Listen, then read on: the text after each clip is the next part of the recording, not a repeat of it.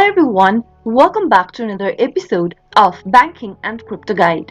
In today's video, I'm going to guide you through how to log in to FNBO credit card account. Watch the video till the end and don't forget to subscribe to our channel by hitting that subscribe button. Press the notification bell so that you'll never miss another upcoming upload from us.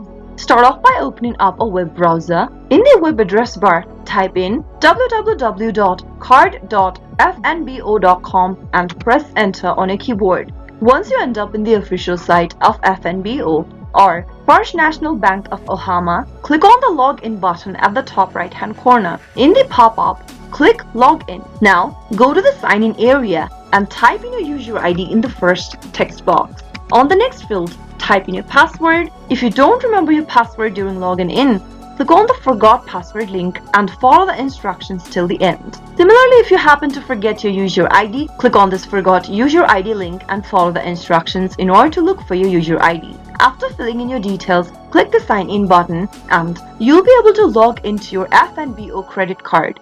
That is how it can be done. I hope the tutorial was helpful to you. If it was, go ahead and give us a thumbs up. I'll be back soon with more videos like this. Thank you for watching.